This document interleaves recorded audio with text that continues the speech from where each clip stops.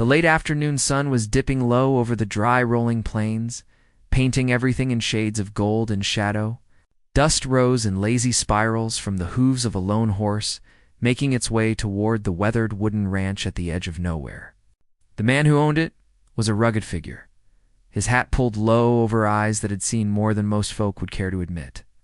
Life on the frontier wasn't kind, and he'd learned long ago that kindness had its limits. Yet on this particular day, the wind carried an unusual scent fear. And something else he couldn't name. He had just finished checking the fences when a soft, hurried knock echoed through the main door. Wiping his hands on a dusty sleeve, he opened it to find her standing there. She was small, slender, and dressed in clothes that had clearly traveled a long, hard road to reach this isolated place. Her eyes were wide with both hope and terror, and in her hands she clutched a small bundle close to her chest. There was no time for words, but her presence alone spoke volumes. She needed help, and he was the only person for miles who could offer it. "Please," she whispered, her accent heavy and unfamiliar, yet clear in its urgency. "I need shelter," he hesitated. In all his years on the ranch, he'd dealt with storms, rustlers, and wild animals. But something about her unsettled him in a way he couldn't explain. Still, there was a flicker of something inside him, a stubborn sense of decency that refused to turn a desperate soul away. He stepped aside, gesturing toward the interior. "Come in quick."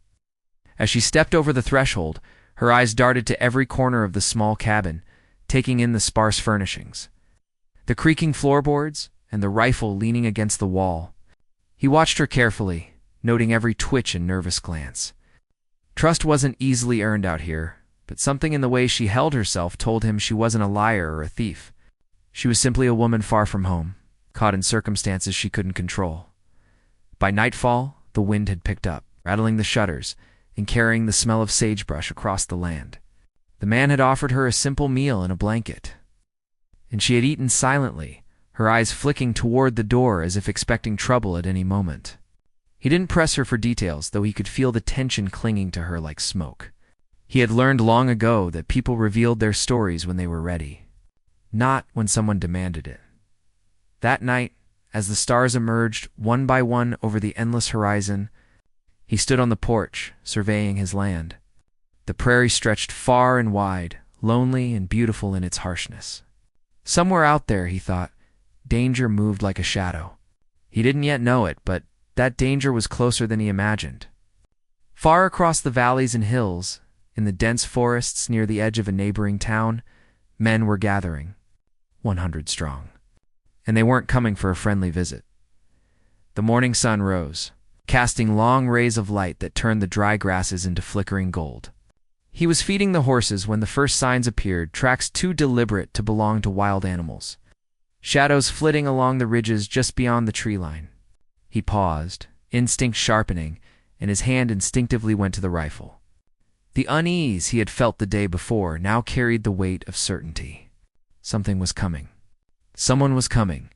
She appeared behind him, quiet as a whisper.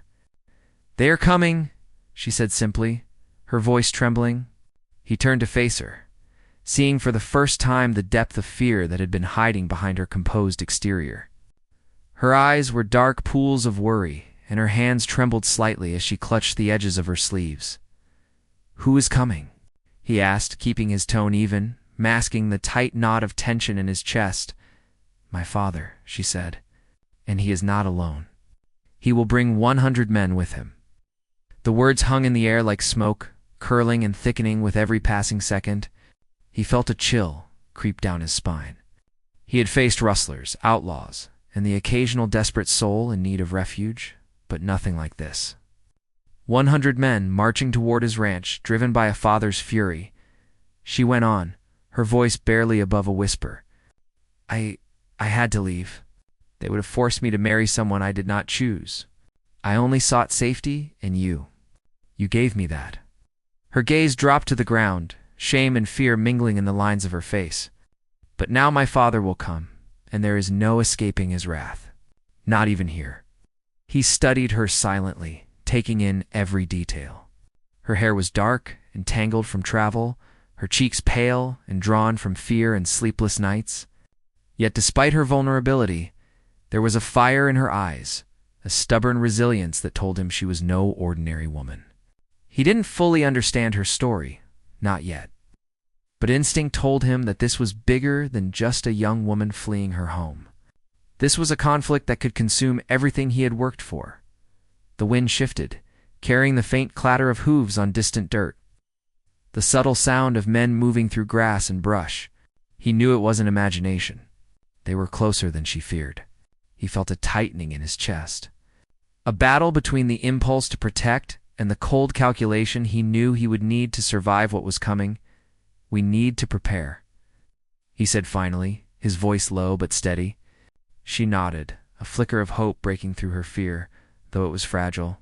She hadn't expected anyone to stand with her, yet here he was. Willing to face a storm he didn't fully understand as they moved inside to secure the doors and windows. The ranch itself seemed to hold its breath. Every creaking floorboard, every whisper of the wind against the walls, felt amplified. The horses stamped in their stalls, sensing the tension. And the dog growled softly from its corner, ears flat against its head. There was no sound yet from the intruders. The air itself seemed charged with the promise of confrontation. She looked up at him. Her expression, a mix of fear and gratitude. "I never meant to bring trouble," she said quietly.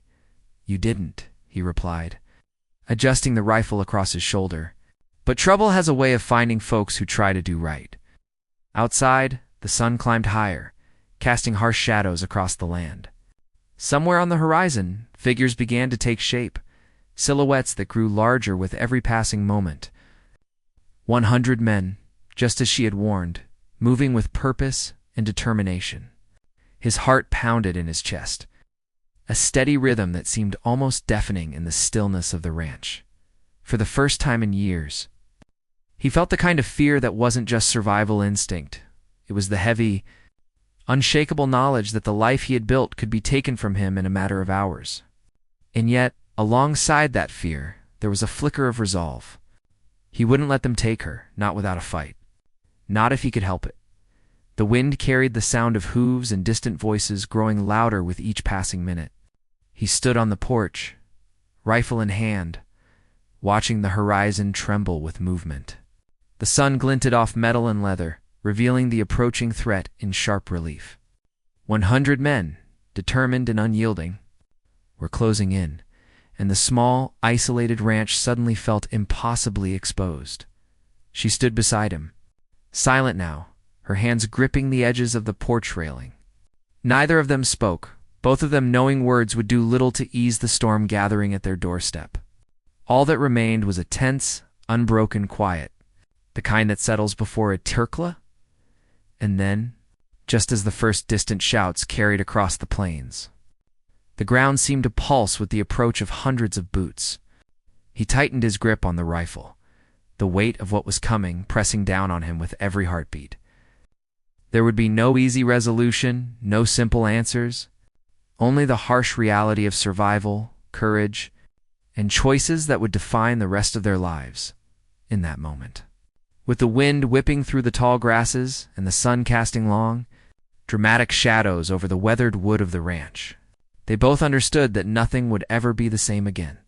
The next move, the first decision, could change everything. And the world beyond the porch was waiting with a storm ready to descend. The ranch. The man and the woman all stood on the brink, caught between the safety of yesterday and the uncertainty of the approaching day. And as the first horseman appeared over the ridge, the tension broke only slightly, enough to show them the scale of what was coming. 100 men, surrounding their home, demanding answers, and leaving the air thick with the promise of conflict that neither was fully prepared to face. The story of a simple act of shelter had turned into a test of courage, loyalty, and resilience, and the outcome hung in the balance. Suspended, like the prairie wind, waiting for the next chapter to be written, the first riders crested the ridge, their dust-filled silhouettes cutting sharp lines against the bright morning sky. He counted them carefully, 50 at first, then another 50 following. Moving with a precision that suggested not just anger, but strategy. Their approach was not chaotic. It was deliberate, a calculated advance meant to surround and intimidate. He felt the tension coil tighter in his chest, a rope pulling him toward action he couldn't yet define. She stayed behind him, small and trembling, yet holding her ground. Her presence was both a comfort and a complication. He had known danger in the past, rustler storms and bandits, but nothing that felt so personal, so inevitable. There was a story behind her fear, a story that demanded answers, and yet it was wrapped in secrecy. He had only glimpsed fragments, the hurried departure from her home, whispered warnings, the distant way she looked at the horizon. There was more, far more than she had revealed. The wind shifted again, carrying voices this time low, guttural, and confident. He could hear the faint clinking of swords, the stomping of boots on hard earth, the occasional bark of a command. 100 men moving as one was not a mere show of force. It was a statement. And statements like this rarely came without a price. She leaned slightly toward him, her eyes fixed on the distant figures. "He won't stop," she said. "My father. He believes in honor above all. And in his eyes, I've brought shame upon the family. This is how he fixes it." He frowned, the weight of her words settling over him. Honor. He knew about honor. He had lived by it all his life, in the rough, dusty world of the frontier, where a man's word was more binding than any law. But this was something different. This was a father's fury, magnified by pride and power, and it didn't care for fairness or mercy. It only cared for resolution, and he feared he would be the one to pay for it. "Why now?" he asked quietly, keeping his voice steady. "Why bring so many?" Her eyes darkened with sorrow. "Because he can," she replied simply. "And because he believes I am in danger, he thinks I am hiding from him. He does not understand. He will not understand. Not unless something forces him to see reason." She said the words, but there was no certainty in her voice. She had fled the house under cover of night, leaving behind everything familiar, trusting only instinct and desperation to guide her. The journey to his ranch had been long and perilous, crossing rivers swollen with spring melt, forests thick with brush, and plains where wild animals roamed unchecked. Each mile had brought her closer to safety, yet now, at the edge of salvation, she found herself staring down the very threat she had tried to escape. He studied her quietly, trying to read her fully for the first time. She was more than just a frightened woman. There was strength beneath the surface, honed by adversity. Her eyes held stories of survival, courage, and quiet defiance, even as her body betrayed her fear.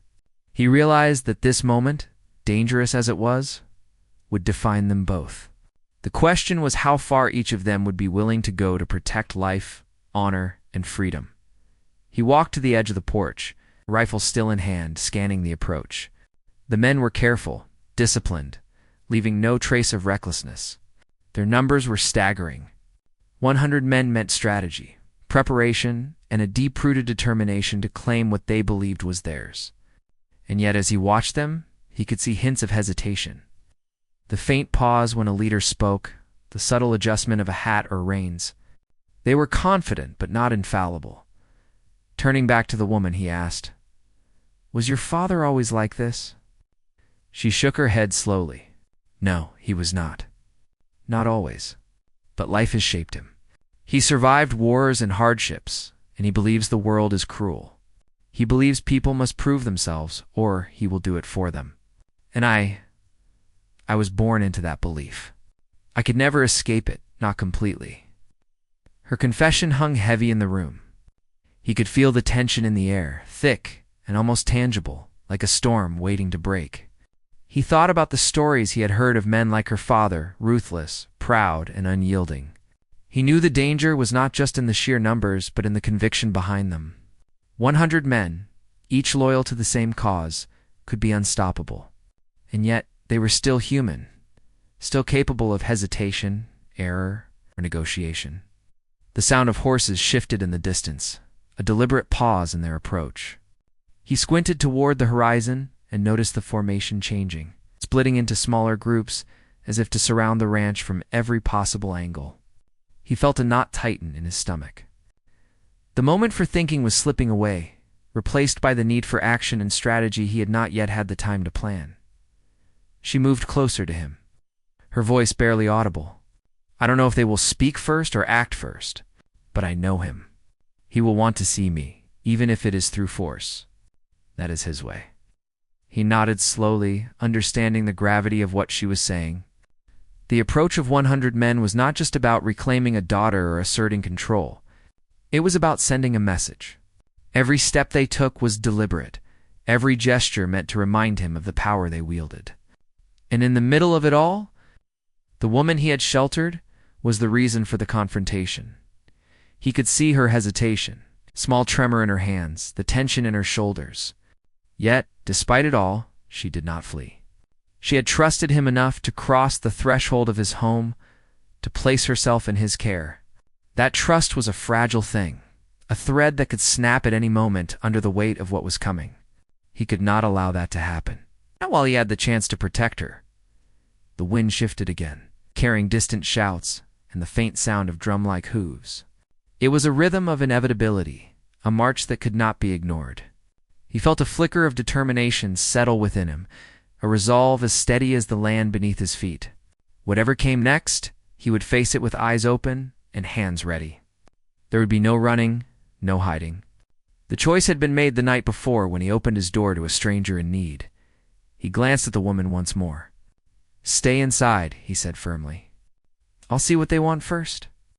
Don't make yourself a target." She nodded, but her eyes betrayed the conflict within her. She wanted to act, to intervene, but she also knew the danger of stepping forward too soon. The bond between them was unspoken, a fragile alliance formed from trust and circumstance.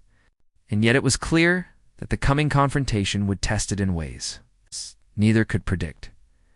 The sound of the approaching riders grew louder.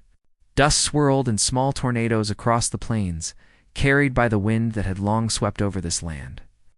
He could see the glint of metal, the flash of leather, the determination and the posture of every horse and rider. 100 men, methodical, disciplined, and ready to claim what they believed was theirs. Inside the ranch, the woman's gaze followed each movement, her fingers tightening around the edge of the table. She had left behind a life she knew, crossed dangers she could scarcely name, and now faced a new threat that was as immediate as it was overwhelming. The weight of her past and the uncertainty of her future pressed down on her chest. Yet she remained standing, a silent testament to her own resilience. He stepped outside once more, rifle steady, eyes narrowing against the glare of the sun. The horizon was a blur of dust, shadow, and movement, each figure a part of a larger, unyielding force. His mind raced, weighing possibilities, anticipating actions, preparing for choices that would define the moments to come. The tension was nearly unbearable. Every sound, every movement, every shift in the wind carried meaning. He could feel the land itself holding its breath, waiting to see what would unfold. And in the stillness between the approaching storm and the fragile safety of the ranch, the story of trust, courage, and survival continued to deepen. No one spoke. No one moved beyond the necessary steps of preparation. Outside, the dust spiraled higher, marking the approach of a force that would challenge everything they had known. Inside, the air was thick with unasked questions, with histories untold, and with the silent understanding that the next moments could change everything. And as the first riders drew closer, the weight of anticipation pressed down on both of them. The man who had offered shelter and the woman who had fled a life of constraint found themselves at the center of a story larger than either had expected, a story of honor, fear, loyalty, and survival, where every choice could tip the balance between safety and disaster. The ranch, the horizon, and the approaching 100 men existed in a tense, unbroken moment, poised on the edge of action, waiting for the spark that would ignite the unfolding storm. Every heartbeat, every whisper of wind, and every cautious glance across the land was a reminder that what had begun as a simple act of compassion had become something far more dangerous, and in that unyielding tension, neither the man nor the woman knew who would make the first move, who would bend, who would fight. or who might fall, leaving the story suspended, alive with the possibility of conflict that could consume them all. The dust hung thick over the plains, turning the rising sun into a dim orange haze. The horses outside shifted restlessly, their hooves kicking up small clouds of powdery earth as the men drew closer. From the porch, he could see the shapes of their weapons, the glint of metal, the careful spacing of the riders. Each step forward was deliberate, a movement that spoke of confidence and danger combined. 100 men, loyal to the same cause, were moving with the singular intent of reclaiming what one man believed was his own. Inside the cabin, she paced quietly, the floorboards creaking under her soft steps. Her eyes kept drifting to the door, to the distant horizon, to the shadowed figures appearing and disappearing through the morning haze. She had grown up in a world of strict rules and expectations, a world where obedience was prized above curiosity or courage. But out here, in the middle of nowhere, she realized that survival required different skills, quick thinking, calm nerves, and the ability to trust someone she barely knew. He joined her briefly inside, lowering the rifle against the wall. "They're organized," he said quietly. "Not just angry men. They've planned this, and they won't act recklessly." Her lips parted in a faint exhale. "My father, he believes in strength, and he believes he can force me back. He doesn't understand. He doesn't see the risk." The words carried more than fear, they carried history. She had grown up under the watchful eye of a father who ruled with conviction, who demanded obedience, and who punished deviation harshly. And yet, she had resisted quietly, carefully, until the moment she could escape. The choice to flee had been dangerous, and the one to seek shelter here had been even more so. Outside, the wind shifted again, carrying the faint but unmistakable sound of commands being given. Riders were positioning themselves, forming circles, small groups moving to flank, others taking vantage points along ridges. It was a coordinated effort, a methodical approach meant to intimidate and contain. He studied their movement, noting the subtle signs of hierarchy, the way one man gave an order and the others responded immediately. Leadership was clear. Discipline was tight. The stakes were impossibly high. He stepped back inside, keeping his voice low. "We need to think carefully. They're not just here to talk. They'll want results, and they'll expect compliance. But I can't just hand you over. Not after what's happened." She nodded, though her gaze was distant, lost in memories that were both tender and terrifying. "I had no choice," she whispered.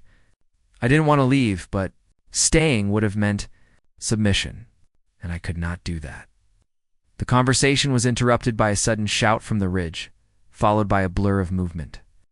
He grabbed the rifle instinctively, sliding toward the door to see the first signs of confrontation. A small group of men had broken off from the main formation, moving with caution yet speed. They were scouting, testing, gauging his response. The tension rose in his chest, a tightening coil that refused to loosen inside. She watched him, understanding his instincts. "You've faced danger before," she said softly, almost as if trying to ground him. "But this is different. It's personal." He didn't answer immediately. He didn't need to. His expression, the way his eyes narrowed, the set of his jaw, told her everything. This was not a simple threat. This was a test of will, of resolve, and of courage. The kind of test that could break even the strongest man if he misstepped. He stepped back onto the porch, scanning the horizon again. The men had spread further now, forming a wide semicircle around the ranch. It was a tactical move, meant to limit escape and assert dominance. His mind raced, considering options, calculating risks, and trying to anticipate the next move of a father, determined to assert control over a daughter he believed was lost to him. Meanwhile, she turned her attention to the small bundle she had carried with her, still wrapped tightly in cloth. It contained letters, mementos, and pieces of a life she had left behind. Each item was a memory, a fragment of identity she refused to relinquish. And yet now, they seemed almost irrelevant in the face of the present danger. She realized that survival wasn't about the past. It was about every choice, every step, every breath taken in the present. The first small group of riders stopped at the edge of the property. their leader stepping forward slightly, holding up a hand in a cautious gesture. There was no immediate attack, no aggressive charge, yet the message was clear. They were testing, sizing up the situation, measuring strength and intent. He leaned against the railing, rifle ready, his eyes locked on the distant figure. "They want to negotiate first," he muttered. "But don't be fooled. This is only the beginning." She nodded again, though the tension in her shoulders didn't ease. "I've seen him when he's angry," she said quietly. "He can be merciless. And he believes he is right. Nothing else matters." The wind carried the faint clatter of boots on wooden boards as the small group moved closer. He could see the glint of metal and the careful placement of hands on reins. There was caution in their approach, but also determination. 100 men were not behind them yet, but their shadow already loomed like a storm on the horizon. Inside the cabin, they made small preparations, bolting doors and checking windows. Every sound outside seemed amplified: the rustle of leaves, the low whinny of a horse, the distant shout of a scout. The tension was palpable, almost tangible, pressing against their chests. He could feel it in the way the air itself seemed heavier, the way time slowed, and every heartbeat was amplified. She moved closer to the corner of the room, her hands brushing over a small shelf where he had placed a few supplies. "I never thought I'd be in a place like this," she said quietly. "And yet somehow, I'm glad it's you." He glanced at her, noting the vulnerability behind her words. "It's not safe to trust anyone out here," he said softly. "But sometimes you have no choice. You make a stand where you can and hope it's enough." The scouts at the edge of the property signaled to their leader, who gestured in return. The movement was deliberate, almost ritualistic. They were probing, waiting for a response, testing the resolve of a man who had sheltered a woman fleeing his wrath. Each moment stretched longer than it should, every second loaded with risk. From the horizon, dust continued to rise, hinting at the advancing main force. The full weight of 100 men would soon be upon them, and the thought pressed against his mind like a stone in his chest. He could anticipate strategy, plan countermeasures, and fortify his position. But numbers like that carried a momentum impossible to stop with rifles alone. She finally broke the silence, her voice trembling slightly. "What will he do if you refuse to give me up?" He looked at her carefully, weighing the words, the question, the weight behind it. "Then we stand," he said finally. "We face what comes. I won't let them take you without reason, and I won't let anyone decide your fate but you." Outside, the scouts made a final approach, pausing just beyond the reach of the porch. The leader's figure was rigid, his posture commanding, and his gaze was fixed firmly on the cabin. Every word, every gesture, every glance carried a hidden threat. He was a man who had raised 100 men to his will, and yet even he paused now. Aware that the man on the porch was not so easily intimidated, the woman moved closer, almost imperceptibly, standing behind him yet near enough to offer quiet support. She knew the stakes, the risk, and the danger that surrounded them, and yet she refused to step back. There was courage in her stillness, a determination born of desperation, survival, and the faint hope that the man beside her would see them through the first confrontation. The scout's leader finally spoke, his voice carrying across the wind, low and deliberate. "Your actions yesterday have caused dishonor," returned the girl, "and no harm will come to your land. Resist, and you will learn what we are willing to do." The words cut through the morning like a knife. They were a threat, yes, but also an ultimatum, a test of will and resolve. He kept his voice calm, steady, a thin line of control in the swirling tension. "She is under my protection," he said evenly. "You will not take her." For a long moment, silence stretched between them. The wind whispered across the tall grasses, carrying the dust and scent of the approaching men. Somewhere beyond the horizon, the rest of the force stirred. Preparing for the moment when the warning would become action, she took a careful step closer to him, her fingers brushing against the fabric of his coat. "They won't wait forever," she said quietly. "And once the others arrive, there may be no turning back." He nodded, understanding more than she realized. This wasn't just about the moment at the porch. It was about the coming storm, about choices made and consequences borne, about courage and survival in a world where honor, pride, and power could shape lives in a single decision. The dust on the horizon grew denser, movement sharper. The scouts waited, poised, as if the slightest gesture could ignite the fire that would bring all 100 men down upon them. He could feel the pulse of tension vibrating through the land, into the floorboards, into the hearts of both him and the woman he had chosen to protect.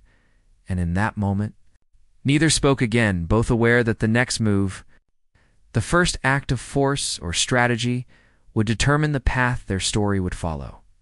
The conflict had deepened, the stakes had risen, and the unspoken understanding between them formed a fragile line against the approaching storm, holding back the tide of danger while the horizon waited, patient and relentless.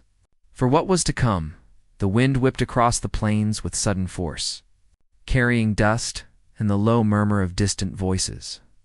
The horizon, once hazy in the morning sun, had become a moving wall of men, mounted on horses and armed with rifles, pistols, and the stubborn confidence of 100 determined souls. He stood on the porch, gripping the rifle so tightly that his knuckles whitened. Da-da-da-da, feeling the weight of every choice he had made in the last 24 hours pressing down on him.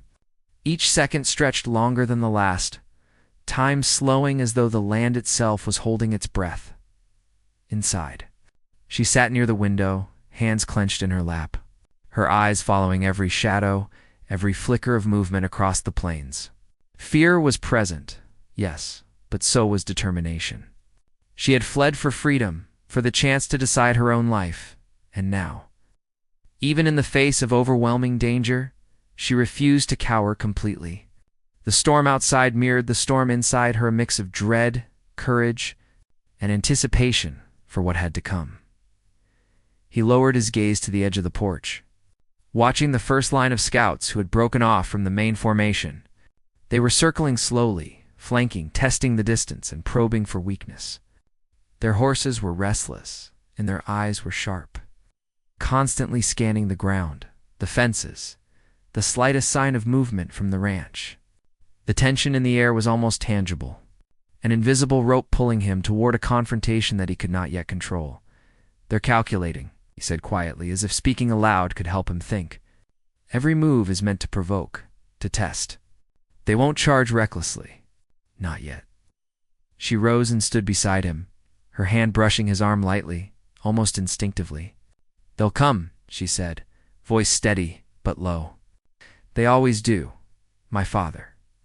He doesn't strike alone unless he's certain it's necessary." The words brought no comfort.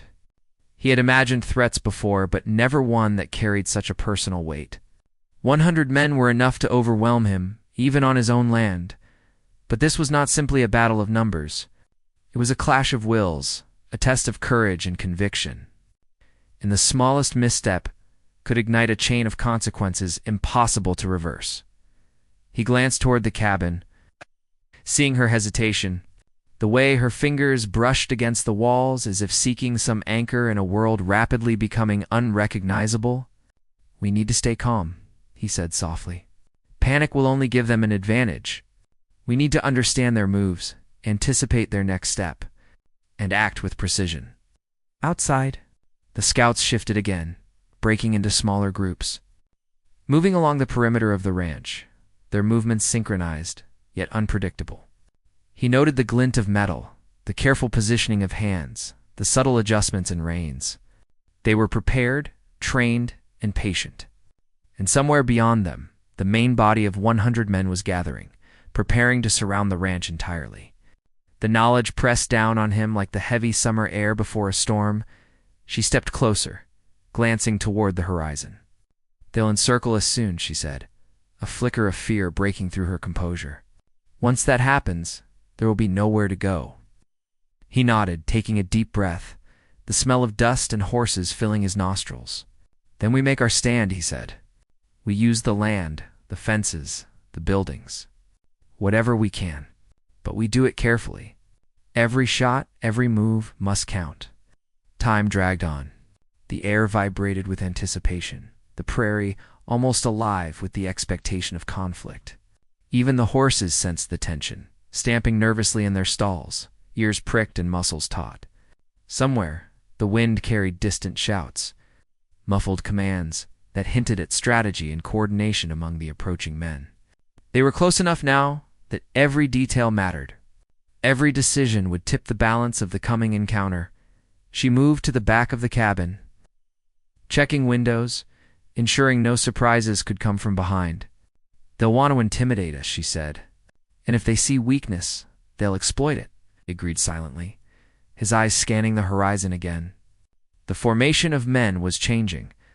They were encircling, widening the net, moving in from multiple directions. And the realization hit him with sharp clarity.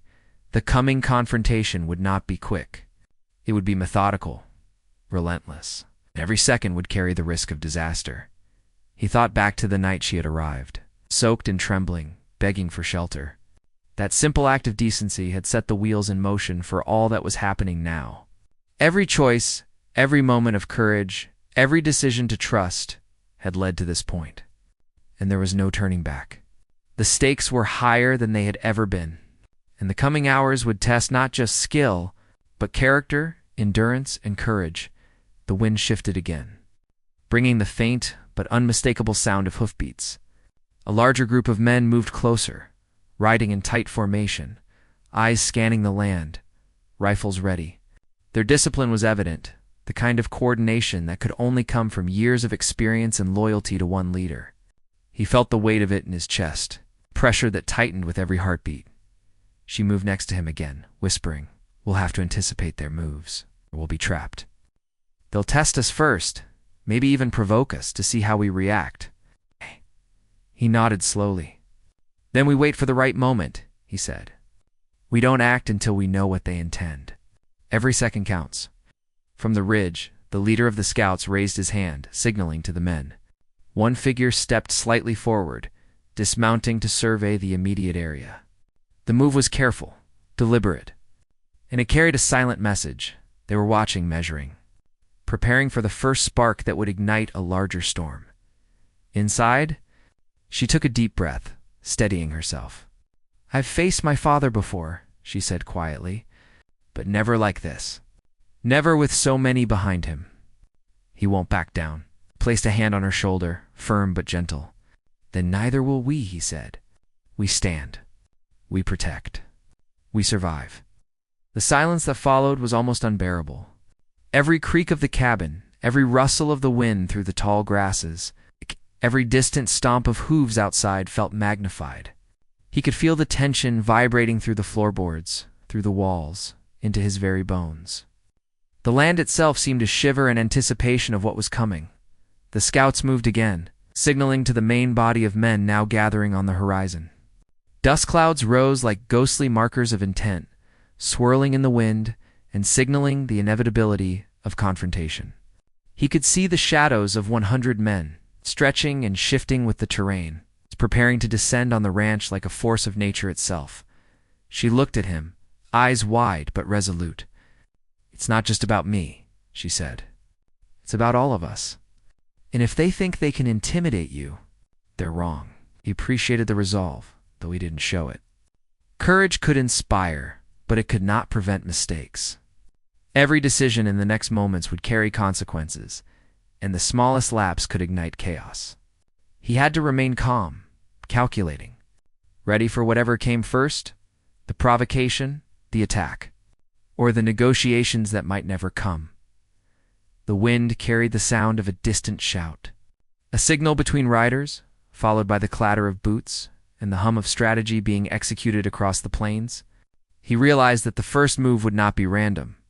It would be deliberate, aimed at testing, prodding, forcing a reaction, and they would not stop until they got it.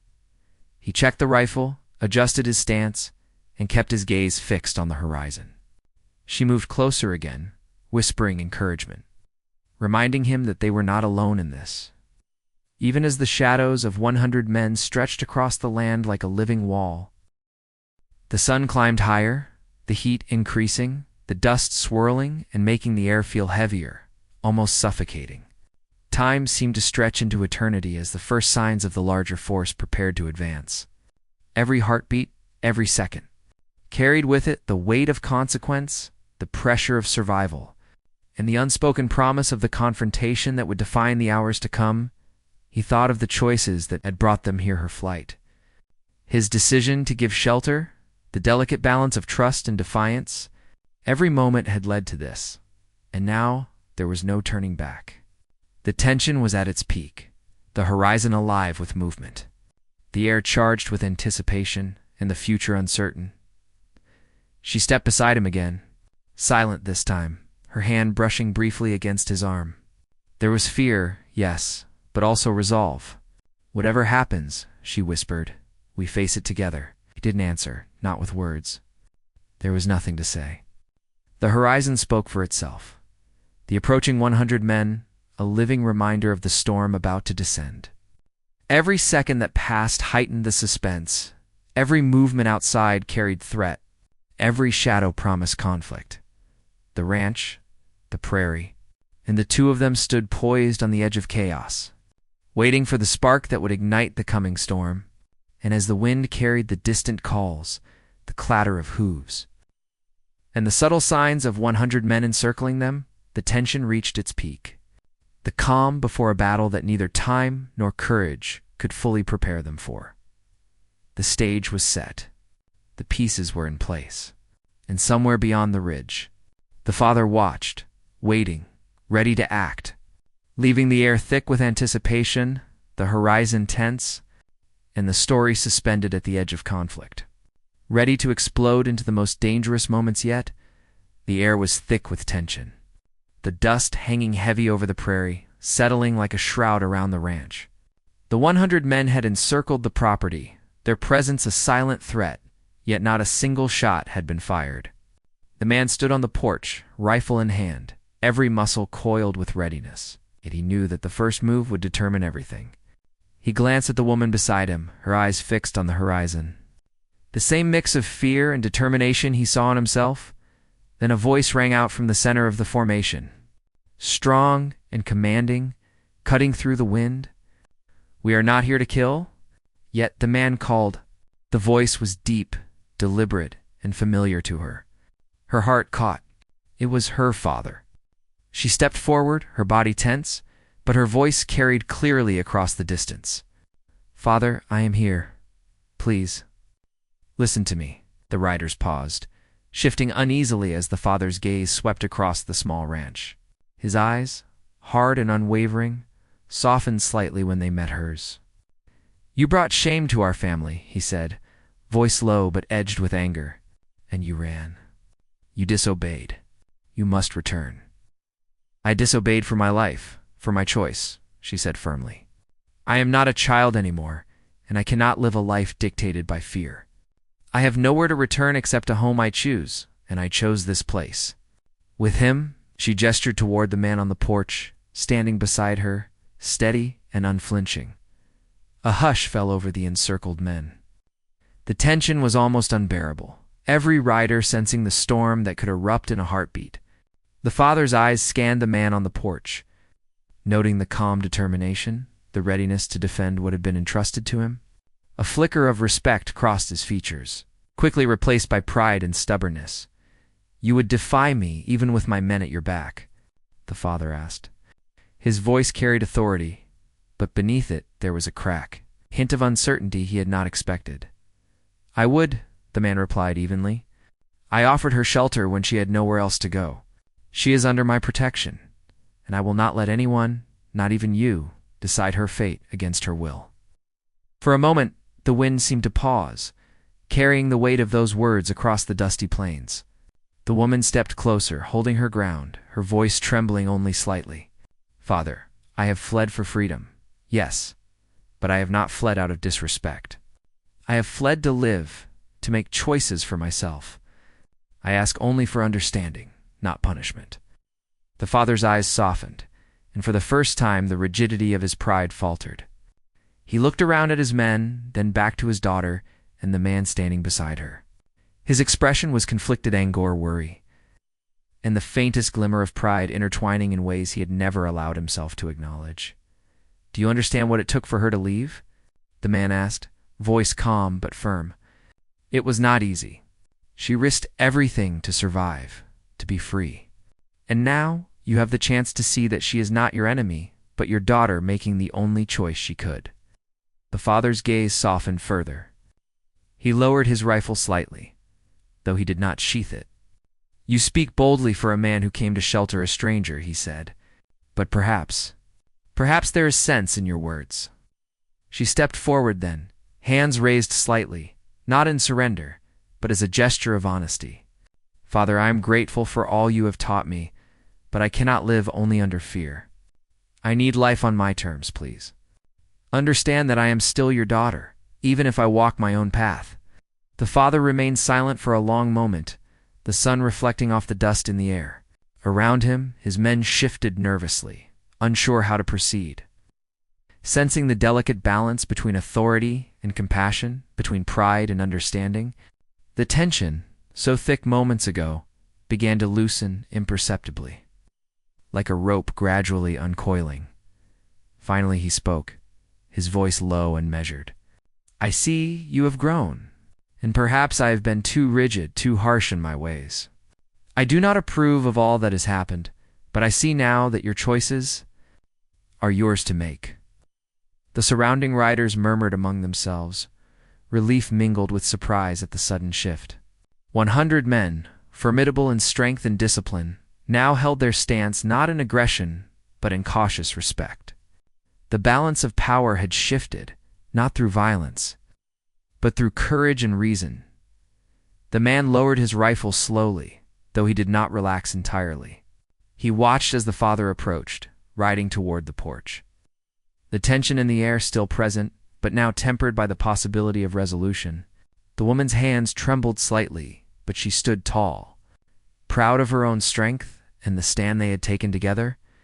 "You chose well," the father said finally, his eyes locking with his daughter's. "You have shown courage, and perhaps I have been blind. I cannot undo the past, but I can accept the present. You are my daughter, still, even if your path is your own." Tears welled in her eyes, and she exhaled a breath she hadn't realized she'd been holding. "Thank you," she whispered, her voice thick with emotion. "That is all I ever wanted. To be understood." The tension that had seemed insurmountable began to dissolve. The 100 men, sensing the change, gradually relaxed their formation, some dismounting to approach the ranch cautiously. The dust settled, the wind softened, and the prairie itself seemed to breathe again. The threat that had loomed so large, the weight of danger and honor and fear, began to shift into something manageable, something human. The man and the woman stepped closer together, the unspoken bond between them strengthened by the ordeal. He looked at her, seeing not just a frightened woman, but a resilient, courageous person who had faced unimaginable odds. She looked at him in return, gratitude and respect mingling with something deeper, a recognition that in this world, trust and courage could forge alliances stronger than any force of men. The father, still riding slowly along the edge of the ranch, signaled to his men to stand down.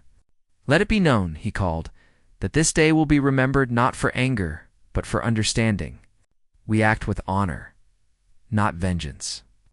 100 men, once a looming threat, now dispersed gradually, their presence transformed from intimidation to acknowledgement of the courage displayed. The prairie returned to its quiet state, the sun reflecting off the dust in golden streaks, and the ranch stood intact. A testament to resilience and reason, the woman stepped forward, her hand brushing the railing of the porch as she breathed in the freedom that had once seemed so far away. "We can rebuild," she said softly, mostly to herself. "Everything lost and everything gained." He nodded, understanding the weight of her words. The ranch, the land, the isolation, they were all part of a world that demanded hard choices and steadfast hearts. And now they had faced one of the greatest tests the frontier could present, not just the force of 100 men, but the struggle for respect, autonomy, and understanding. The father approached finally, dismounting with a careful grace. You have both shown strength, he said, nodding toward the man. And you, my daughter, have shown courage. Perhaps this is the first day I have truly seen you for who you are, not just who I want you to be. She smiled faintly, tears still in her eyes, the weight of relief settling across her shoulders. I only wanted to live, Father, to make choices that were mine. And now, I can. He looked at them both, his expression softening, the pride that had been masked by anger now visible. Then go forward with courage, he said, and may this day remind us all that honor and understanding can exist together, even when tested by fear and pride. The sun began its descent, casting long shadows across the prairie. The wind carried the faint scent of sage and dust, the horses nickered quietly, and the ranch, once a stage 4 potential disaster, now stood as a symbol of endurance, courage, and humanity. The ordeal had passed, but its lessons remained: trust, resilience, and the power of compassion could change even the most rigid of hearts.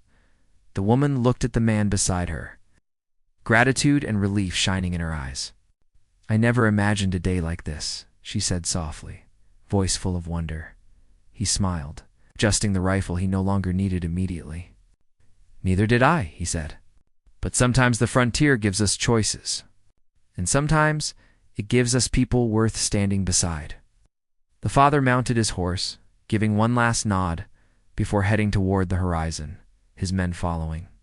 The ranch was quiet again, the tension replaced by a fragile peace that felt earned, not given. The prairie stretched endlessly beyond, golden and alive with possibility, and the promise of new beginnings. She turned to the man, her hand brushing against his. Thank you, she said simply, a word carrying everything that had happened, all the fear, the courage, and the trust that had grown between them.